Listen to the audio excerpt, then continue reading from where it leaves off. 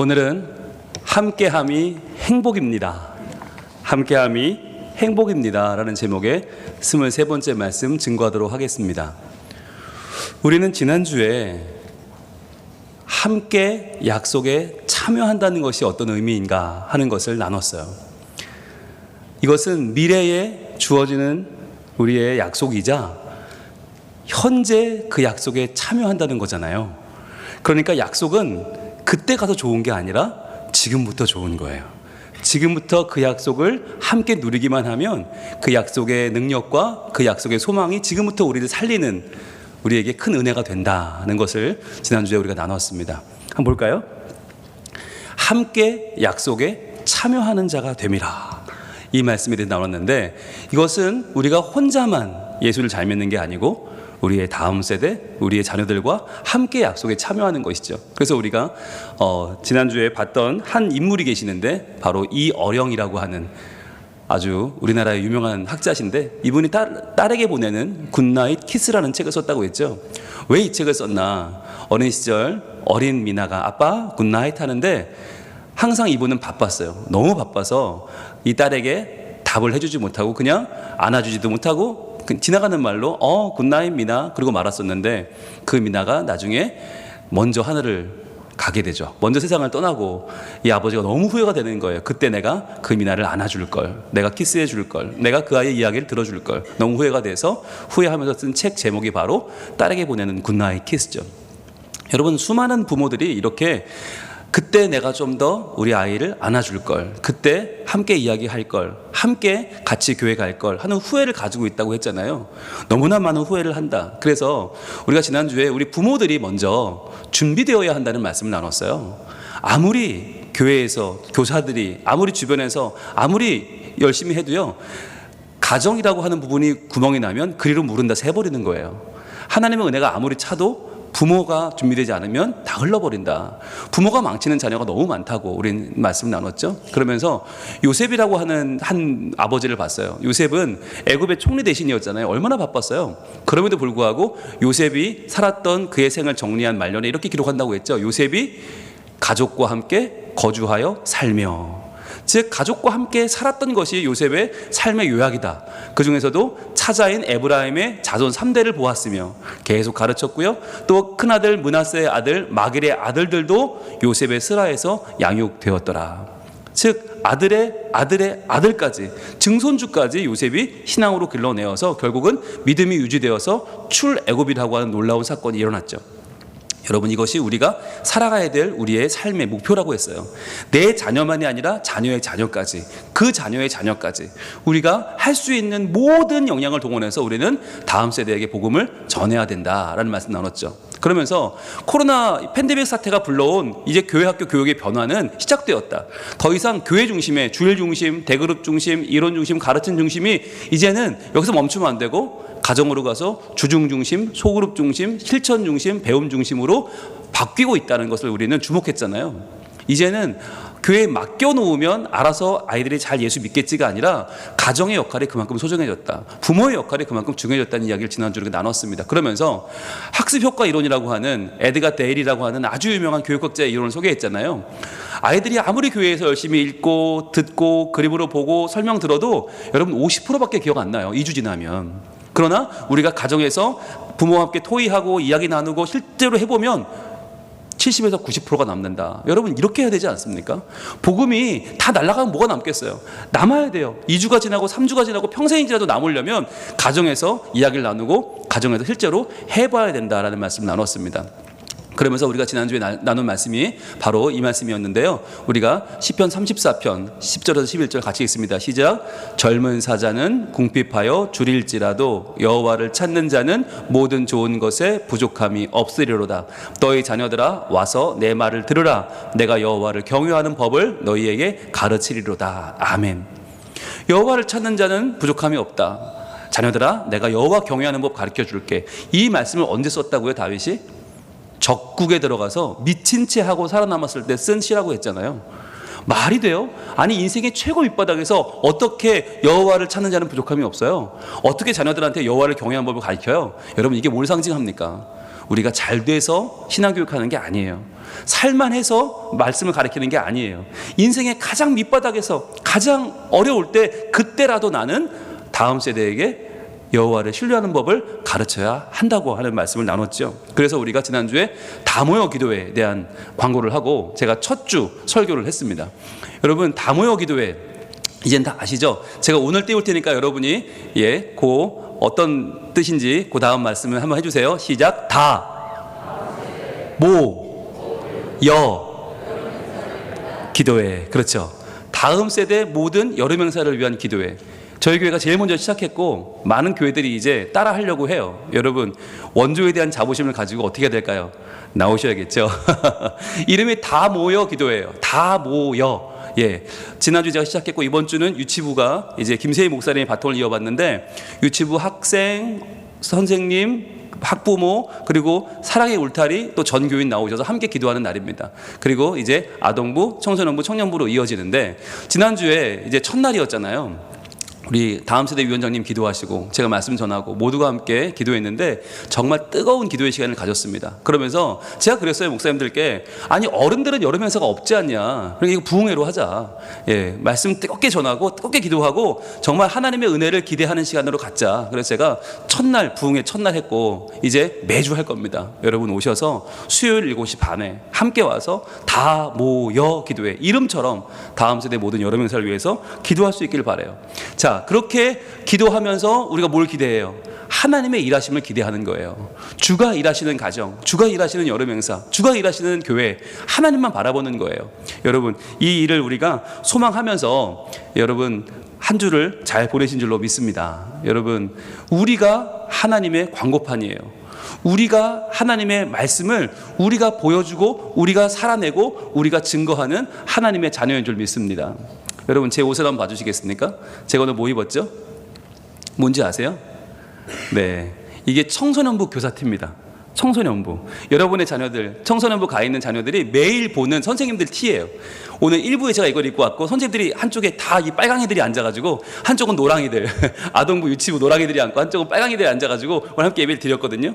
제가 청소년부 교사들을 응원하는 뜻도 있지만 이게 무슨 뜻이냐면 여러분에게 지금 제가 하나 광고하는 거예요. 제 몸으로 이제 여름 행사가 시작된다고. 이제 청소년부 교사들이 이제 헌신하면서 준비하고 있다고. 여러분, 이게 청소년부가 옷을 입는 이유가 있어요. 이 옷을 입는 이유는 청소년부의 교사로서의 자부심도 있지만 더 중요한 건 내가 한 주간 너희를 위해서 준비된 삶을 살았다는 걸 보여주는 거예요. 아이들은 알아요. 이 옷만 봐도 아, 저분은 적어도 자기 혼자 은혜 받으려고 교회 나오는 사람이 아니구나. 아, 저분은 우리를 위해서 한 주간 기도하며 준비했구나. 아, 저분은 우리를 위해서 한 주간 말씀으로 준비했구나. 선생님들에 대한 신뢰가 생기는 거예요. 그래서 아이들은 이 옷을 입은 선생님들을 믿고 따라갑니다. 그래서요, 교사들이 얼마나 여러분 열심히 하는지 몰라요. 저는 오늘 응원하는 거예요. 여러분에게 오늘 말할 거리를 드리는 거예요. 오늘 집에 가서 가족끼리 얘기하면서 오늘 목사님 따뜻한 옷 입고 올라오셨던데, 아, 그거 청소년부 교사 티라더라. 아, 여름 행사가 다가오고 있다더라. 교사들이 수고하고 있다더라. 아, 그럼 우린 뭐 해야 될까? 아, 기도해야지. 아, 후원해야지. 아, 응원해야지. 아, 마음 모아서 함께 해야지. 여러분, 이 이야기가 여러분의 가정에서 시작될 수 있기를 소망합니다. 여러분, 다 모여. 다 여름 행사는 다 함께 하는 겁니다. 자, 그럼 이제 오늘의 이야기 한번 시작해 볼까요? 보여주시죠. 오늘의 말씀 같이 읽습니다. 시작. 이는 이방인들이 복음으로 말미암아 그리스도 예수 안에서 함께 상속자가 되고 함께 지체가 되고 함께 약속에 참여하는 자가 됨이라. 아멘. 에베소서 3장 6절 말씀인데요. 오늘은 여기서 함께 약속에 참여하는 자가 됨이라 두 번째 시간을 가지려고 합니다. 과연 함께 약속에 참여한다 그럴 때 중요한 건 뭐예요? 그 약속이 뭐냐 하는 거예요. 그 약속이 뭐냐. 여러분, 지난주에 우리가 부모와 자녀 간의 이 설문조사를 좀 나눴잖아요. 하나만 더 할게요. 코로나19 다음 세대 신앙교육은 어떻게 해야 되는가? 정말 중요한 거죠. 오른교회에서 243개 교회 교육자, 교사 다 설문조사했어요. 그래서 나온 결과가 끝에부터 보면 이렇게 돼요. 학부모 신앙교육과 모임이 활성화돼야 된다. 앞으로는 그게 15.4%, 제일 적게 나왔고, 그 다음에 홈스쿨링 등 기독교 가정교육도 학교와 병행해야 된다. 이거 19.9%. 굉장히 진보적이죠. 자, 그런데 기존 교회 학교 예배와 소그룹 강화해야 된다. 교회가 열심히 해야 된다. 26.1%. 그런데 정말 많이 나온 건 여기부터예요. 2위가 뭐냐? 39.3%. 정기적인 가정예배 정착이 필요하다. 가정예배. 이제 가정으로 초점이 맞춰져요. 여러분, 모든 초점이 가정으로 오고 있어요.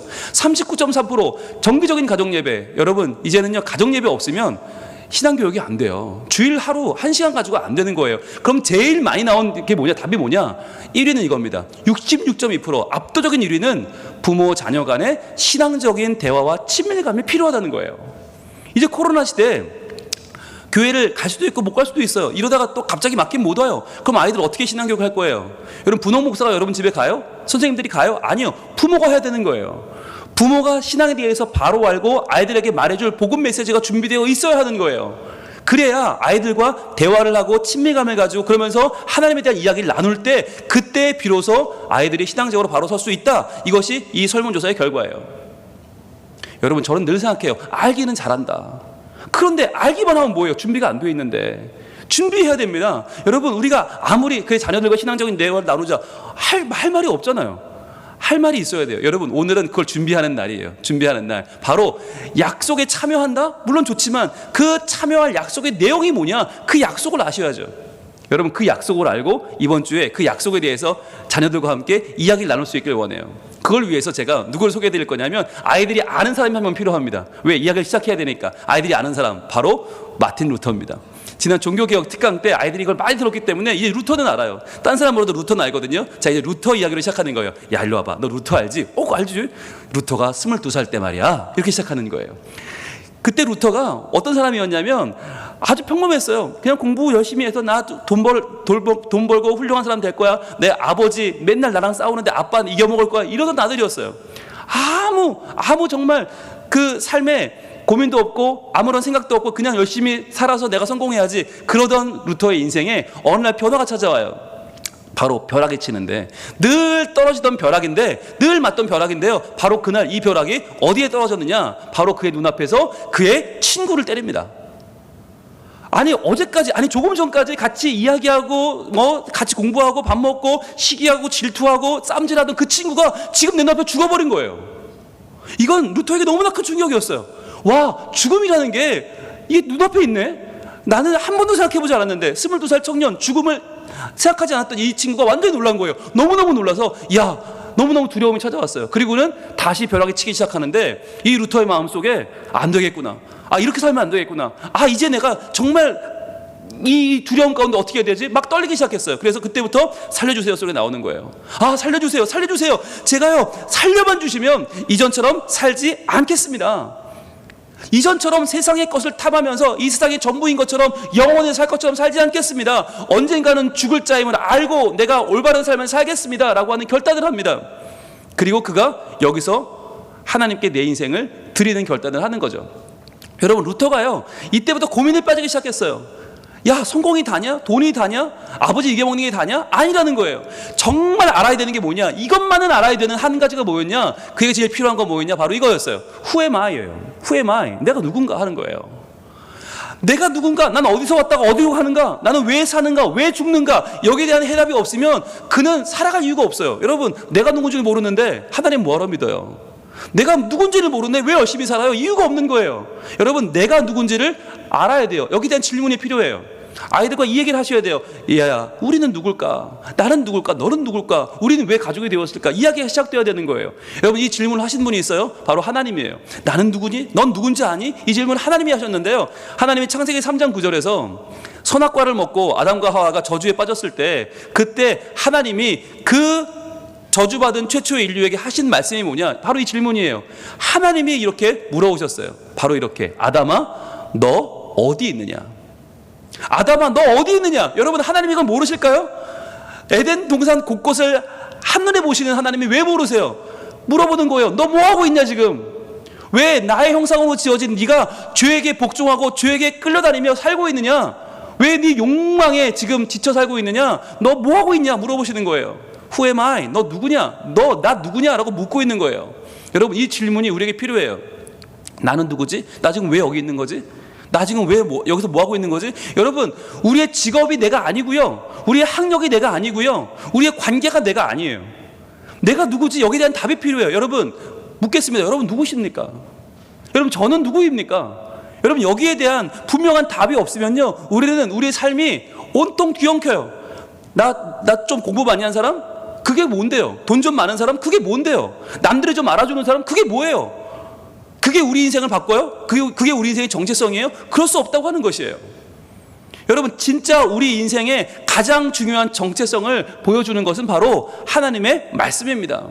마틴 루터는 고민 끝에 하나님의 말씀 가운데에서 과연 하나님이 나를 뭐라고 하시나 발견하기 시작했어요. 사람들이 말하는 내가 아니고 우리 아버지가 말하는 무조건 돈 벌어야 돼, 무조건 잘 돼야 돼, 무조건 너는 성공해야 돼, 무조건 너는 우리 집안에서 제일 빛나야 돼, 그 사람이 내가 아니고 정말 나는 누구인가를 성경으로 펼치고 성경 안에서 발견하기 시작합니다. 그 말씀이 바로 로마서였어요. 띄워주시죠. 로마서 3장 23절 말씀. 모든 사람이 죄를 범하였음에 하나님의 영광에 이르지 못하더니, 이 말씀이었어요. 충격이었어요. 아, 그렇구나. 모든 사람이 죄를 범했구나. 벼락 맞아서 그날 죽은 그 친구만이 아니라 결국 나도 그렇게 가겠구나. 왜? 모든 사람이 죄를 범했어요. 하나님의 영광에 이르지 못하게 되었다. 여러분, 이것이 우리 인생의 현 주소입니다. 여러분, 우리 인생은요, 돈 못 벌어 아쉬운 게 아니고요, 성공 못해 아쉬운 게 아니고요, 우리의 제일 큰 문제는 뭐냐? 이제 하나님의 영광에 이르지 못하게 되었다는 것이에요. 여러분, 우리는요, 행복하려고 살지 않아요. 여러분, 행복하려고 예수 믿으시면 잘못 믿는 겁니다. 여러분, 행복하려면요, 밥만 한 끼 잘 먹어도 행복해요. 잠만 하룻밤 푹 자도 행복해요. 여러분, 그 정도로 예수님을 생각하시면 안 돼요. 예수를 믿는 이유, 하나님 믿는 이유는 뭐냐? 하나님의 영광에 이르기 위해서, 그분의 거룩하심 가운데 거하며 그분을 온전히 누리기 위해서 우리가 예수 믿는 거 아닙니까? 그런데 그 길이 막혔다니까요. 여러분, 그 길이 막혀버렸어요. 여러분, 이거 그림으로 표현하면 이렇게 됩니다. 죄는 우리 앞에 너무나 커서 우리는 그 죄를 어찌할 수 없어요. 이 죄의 벽을 감당할 수가 없어요. 우리 나름대로 노력도 하겠죠. 나름대로 공로도 있고 성공도 하겠죠. 아무 소용이 없는 거예요. 아무 소용이 없어요. 죄 앞에서 우리 인생은 nothing이에요. 그래서 결국 우리가 가지게 된 게 뭐냐? 결국 절망 가운데 빠진, 우리 죄에 빠진 인간은, 우리에게 있는 것은 기껏해야 불가능, 절망, 두려움, 고통과 좌절, 그리고 결국에는 죽음이에요. 이게 우리의 현주소라는 걸 깨달은 거예요, 루터가. 여러분, 이것이 바로 우리의 모습이다라고 할 때 얼마나 좌절이 됩니까? 우리 인생의 제일 큰 문제는 뭐냐? 하나님의 영광에 이르지 못하게 되었기 때문에 이제 우리의 살아가는 가치가 하늘의 가치가 아니라는 거예요. 하늘의 가치로 살기가 너무 어려워졌고, 이제 우리는 모두 이 땅의 가치에 살기가 너무 편해졌어요. 땅의 가치, 그냥 이 땅에서 적당히 돈 벌고 적당히 남들 알아주는 삶이 우리에게 복 있는 삶처럼 되어버린 거예요. 오염되어 버린 거예요. 우리 가치가 하나님의 영광을 이제 바라보지 못하게 되었다. 왜 그런가? 이것은 하나님의 거룩하심과 존재적인 죄인인 우리가 함께 한다는 게 불가능하거든요. 여러분, 그런데 우리가 오늘 왜 여기 와 있죠? 우린 다 죄인이고 하나님은 거룩하시면 만날 수 없고 함께 할 수 없는데, 그럼 불가능한 거 아니에요. 그런데 왜 여기 와 계세요? 왜 우리 하나님 믿어요? 왜? 이게 가능하게 되었기 때문에. 이것은 불가능하다고 선포된 impossible이지만, 그러나 이 불가능을 가능케 하는 분이 계세요. 누구냐? 바로 이 일을 가능케 하실 오직 한 분, 중간에서 우리와 하나님을 연결하는 다리가 되기 위해서 이 땅에 오신 오직 한 분이 계시죠. 그분이 바로 하나님과 우리의 깨어진 약속을 이어주시는 분, 바로 스스로 약속의 고리가 되신 분, 그분이 바로 예수 그리스도이십니다. 여러분, 예수님의 십자가는 뭐냐면요, 하나님과 인간의 끊어진 고리를 연결하는 거예요. 여러분, 이것은 매우 소중합니다. 여러분, 인간과 하나님의 끊어진 고리, 이건 우리가 깨버렸거든요. 인간이 죄를 범함으로 하나님의 거룩하심을 우리가 잃어버렸고 다시는 돌아갈 수 없게 되었어요. 우리는 아무리 노력해도 하나님께 갈 수 없어요. 그런데 그 깨어진 약속을 누가 이어줘요? 예수님, 그분의 십자가가 있는다는 거예요. 여러분, 저는요, 말씀을 읽을 때 그런 느낌을 받아요. 여러분, 손가락을 이렇게 한번 새끼손가락을 펴보세요. 한번 또 하나 이렇게 연결해 보세요. 약속이잖아요, 약속. 여러분, 이 약속인데 손을 펴보시면 뭐 같아요? 이 십자가 아닙니까? 십자가입니다, 십자가. 하나님과 우리가 다시 한번 만나서 약속을 할 수 있게, 약속을 회복시켜 주시는 게 뭐냐? 십자가라는 거예요. 여러분, 이 십자가가 얼마나 중요합니까? 여러분, 이 손가락 잡고 함께 가자 했는데 우리가 그걸 놔버렸어요. 그런데 이 손을 다시 하나님이 내밀어 주시는 거예요. 야, 너는 나와 함께 할 수 없지만 내가 너와 함께 해줄게. 그래, 다시 회복시켜 주시는 것이 바로 십자가라고 하는 거예요. 여러분, 이 십자가를 통해서 우리에게 약속을 회복시켜 주시는 그분의 이름이 성경에 나와요. 그분의 이름을 네 글자로 뭐라고 하나? 우리 한번 큰 소리로 외쳐볼까요? 자, 띄워주시죠. 그분의 이름 바로 시작. 임마누엘입니다. 임마누엘. 여러분, 이 말이 너무 아무렇지 않게 우리는 그냥 임마누엘 그냥 임마누엘 찬양대 임마누엘 여러분, 이게 어마어마한 말이에요. 무슨 말이에요? 하나님이 우리와 함께 하신다. 여러분, 이거는요 그냥 보면 별거 아닌 것 같지만 주어를 두 개 바꿔버리면 말도 안 돼요. 우리가 하나님과 함께한다 바꿔버리면 이건 불가능한 거예요. 왜? 우리는 하나님과 함께할 수 없으니까. 타고난 죄인이, 허물 뿌린 인간이 어떻게 창조주 하나님과 함께해요? 불가능한데 주어가 바뀌면 가능하다니까요. 하나님이 우리와 함께 하신다는 가능해. 왜? 그 하나님이 어떤 분이신데요? 그 하나님이 손을 내밀어 주시는 분이라니까요. 야, 너는 나한테 못 오지? 너는 나한테 상상도 못해. 그러나 나는 너에게 다가갈 거야. 내가 너에게 손 내밀어 줄게. 이 손가락 너 지금 나한테 걸어주지 않겠니? 이 십자가의 예수 그리스도의 희생과 헌신에 너 응답하지 않겠니라고 말씀하는 거예요. 그래서 이 기적 같은 약속을 하신 주체가 누구냐? 바로 하나님이세요. 우리는 못해요. 죽었다 깨라도 못해요. 하나님께 손을 내밀 수 없어요. 그런데 그분이 먼저 손을 내밀어 주신 사건이 뭐냐면 바로 그것이 십자가라고 하는 거예요. 여러분, 복음은 다른 게 아니에요. 우리에게 이 손 내밀어 주신 사건이에요. 이 손 내밀어 주신 사건에 우리가 손을 얹으면 십자가가 되고, 이 십자가의 능력과 사랑이 우리에게 임해서 우리는 약속에 참여하는 자가 되는 거예요. 그래서 여러분, 거룩하신 하나님이, 이 세상을 창조하신 분이, 세상을 섭리하시고 마침내 완성하실 그 하나님이 육체를 입은 피조물인 우리, 허물과 죄악에 빠진 우리와 함께 어떻게 한다고요? 영원히. 잠깐만이 아니라, 오늘 내가 은혜 받았을 때만이 아니라, 내가 성경 읽을 때만이 아니라, 잠깐 기도할 때만이 아니라 영원토록 우리와 함께 하신다. 하나님이 우리와 영원히 함께 하시고 우리를 절대 버리지 아니하시고 우리가 어디에 가든지 하나님 동행하신다. 이것이 바로 구원인 거예요. 여러분, 이것이 구원이에요. 내가 열심히 해서 얻는 것이 아니라 하나님이 내게 다가오셔서 깨어진 약속을 회복시켜 주시고 그 약속에 참여하게 하는 것, 이것이 구원이에요. 그래서 여러분, 이제 우리가 뭐 해야 됩니까? 이 구원을 붙잡아야 돼요. 이 약속을 붙잡아야 되는 거예요. 여러분, 이것이 구원에 참여하고 약속에 참여하는 것입니다. 여러분, 같이 한번 읽어볼까요? 시작. 이 구원의 약속을 나의 자녀와 또 다음 세대와 붙잡는 것이 함께 약속에 참여하는 것입니다. 아멘. 이 구원의 약속이요, 깨어진 약속을 회복시키는 이 십자가, 이 손가락을 거는 약속에 우리와 우리 자녀와 우리의 다음 세대가 함께 그분의 손을 붙잡는 거예요. 그렇게 될 때 함께 약속에 참여하는 하나님의 은혜가 우리에게 임한다고 하는 것입니다. 여러분, 우리 아이들은요 지금 죽음 같은 거리를 걷고 있어요. 이 세상이 이 팬데믹 상황 속에서 아이들은요 아무 소망이 없어요. 그러나 이때 필요한 게 뭡니까? 이때 필요한 것은 하나님의 말씀이에요. 하나님의 말씀, 우리 에베소서 2장 5절로 7절 말씀 함께 읽습니다. 시작. 허물로 죽은 우리를 그리스도와 함께 살리셨고 너희는 은혜로 구원을 받은 것이라. 또 함께 일으키사 그리스도 예수 안에서 함께 하늘에 앉히시니 이는 그리스도 예수 안에서 우리에게 자비하심으로써 그 내 지극히 풍성함을 오는 여러 세대에 나타나려 하심이라. 아멘. 에베소서 2장 5절에서 7절 말씀은 무엇을 말씀하시는가? 제일 먼저 빨간 부분, 우리는 허물로 죽었어요. 끝났어요. 여러분, 죽을 우리가 아니에요. 허물로 죽은 우리는 끝나버렸어요. 그러나 하나님 어떻게 하세요? 파란색, 함께 살리셨고 함께 일으키사 함께 하늘에 앉히셨어요. 이게 우리에게 주어진 약속이에요. 함께 참여할 약속 뭐냐? 함께 살리셨다, 함께 일으키셨다, 함께 하늘에 앉히신다. 누구와 함께? 누구로 가능해요? 그리스도와 함께 살리셨고 그리스도 예수 안에서 여러분, 예수님이 아니었다면, 예수님이 주신 그 십자가의 약속이 아니었다면 우린 다 하나님께로 못 가요. 불가능해요. 이 땅의 것을 쫓다가 땅의 것을 먹고 땅에서 죽어버릴 인생인 우리를 그리스도와 함께 살리시고 그리스도 예수 안에서 함께 일으키시고 그리스도 예수 안에서 하늘에 앉게 하셨어요.